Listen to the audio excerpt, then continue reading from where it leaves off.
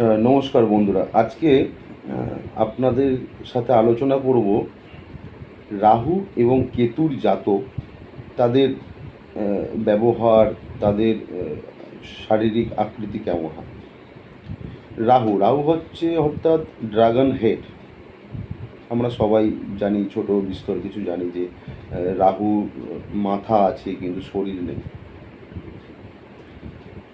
রাহু হচ্ছে ছায়া গ্রহ। রাহু তো এমনি কোনো আমাদের 9টি গ্রহর মধ্যে কোনো গ্রহ নয়, এটা ছায়া গ্রহ একটা। রাহুর যারা জাতক হবে তাদের চেহারা, তাদের শরীর, তাদের স্বাস্থ্য দেখলে আপনি বুঝতে পারবেন যে ঠিক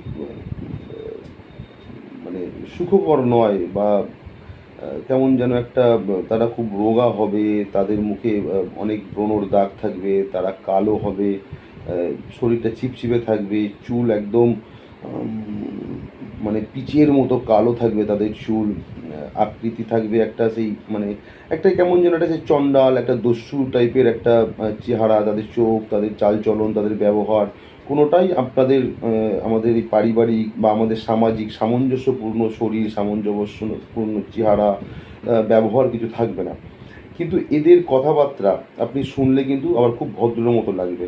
একটা কথাবার্তা আবার এদের অনেকটা ভালো হয়, ব্যবহার কখনো কখনো খুব ভালো করবে, কিন্তু আপনারা এদেরকে দেখলেই বুঝতে পারবেন যে এদের মধ্যে একটা অশুভ আত্মা, একটা অশুভ কিছু রয়েছে। আচ্ছা, কেতু কেতু ঠিক দেখবেন এদের হাইট একটু শর্ট থাকবে। কেতুর জাতকরা তাদের হাইট শর্ট হতেই হবে। তাদের মাথায় চুল থাকবে কম, খুব বেশি চুল থাকবে না। এদের চোখ হবে ছোট, দৃষ্টি থাকবে খুব দৃঢ় দৃষ্টি থাকবে, এবং রাহুর থেকেও কেতুর জাতকরা কিন্তু খুব মানে সমস্যাদায়ক। রাহু খুব ওপেন কাজ করে আর কেতু কাজ করে খুব ভেতরে ভেতরে, গুপ্তভাবে কাজ করে। এদের হাইট থাকবে ছোট, চোখ থাকবে ছোট, এদের কথাবার্তা, চালচলন, হাবভাব খুব সুমধুর মিষ্টির হবে। আপনি দেখলেই বুঝতে পারবেন যে ছোট হাইটের লোক, দেখতে শুনতে একটু ঠিকঠাক, চুল কম, চোখ খুব ছোট ছোট, ব্যবহার দেখবেন খুব সুন্দর। আপনাকে বুঝে নিতে হবে এ বেটা কেতুর জাতক, তার থেকে একদম ডিস্টেন্স নেই।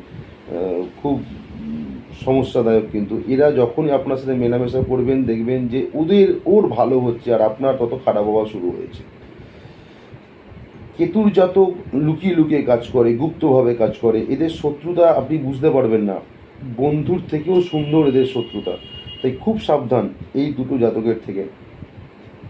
রাহু তো